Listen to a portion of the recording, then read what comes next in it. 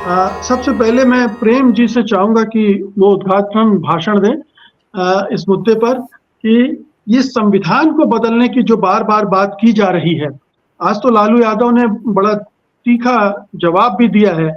उन्होंने कहा कि जो दलित पिछड़ी आबादी है, अगर संविधान बदलने की कोई कोशिश की गई तो वो उनकी आंखें निकाल लेगा।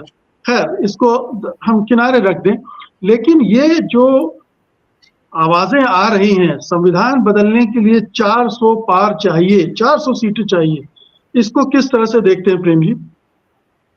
जी, शुक्रिया मुकेश सर। देखिए, संविधान को लेकर के जो बयान है, दो बयान बहुत महत्वपूर्ण, तीसरा लालू प्रसाद जी का भी बयान आ गया, और तीनों का जो सार है ना, तो यही है कि कोई माई का लाल संविधान नहीं बदल सकता है। लेकिन बोलने का अंदाज और तरीका और साइड वो डिफरेंट है। देखिए, नरेंद्र मोदी जी कह रहे हैं कि बाबा साहब अंबेडकर भी आ जाएं तो संविधान नहीं बदल सकते। अब इसका बिल्कुल अलग मतलब। अब बाबा साहब अंबेडकर क्यों आ जाएं और क्यों संविधान बदलने के लिए आए, और क्यों आप बाबा साहब अंबेडकर को घसीट रहे हैं जिन्होंने इस संविधान को बनाया? तो उनका टारगेट दिखता है। बाबा साहब अंबेडकर को प्रतीक मान करके वो किस वर्ग पर टारगेट कर रहे हैं वो दिखता है। और दूसरी बात, राहुल गांधी जब बोलते हैं कि नरेंद्र मोदी संविधान बदलने की बात कर रहे हैं, कोई बदल नहीं पाएगा, मोदी को चुनौती देते हैं उस तरह से। तो ये इनका होता है कि हम इसके लिए जो लड़ाई लड़ना होगा राजनीतिक वो लड़ेंगे, संविधान बदलने नहीं देंगे।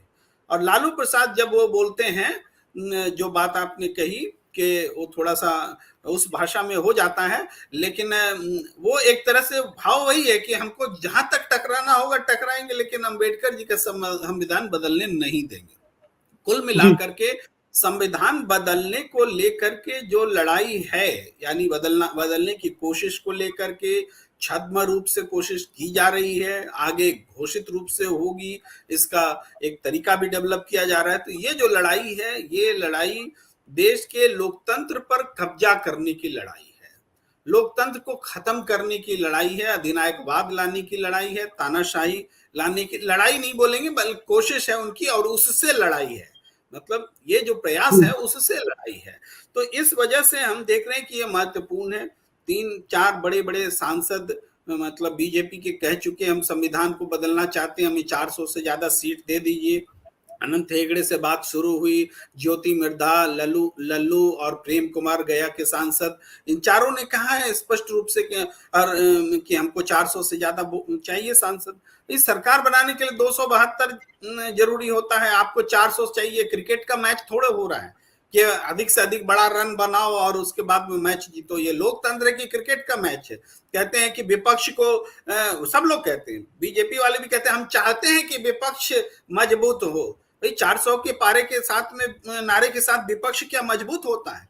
तो आप चाहते नहीं है। दरअसल विपक्ष एक लोकतंत्र का एक आवश्यक अंग है, उसको आप पैरों तले रौंदना चाहते हैं, ये चीज है।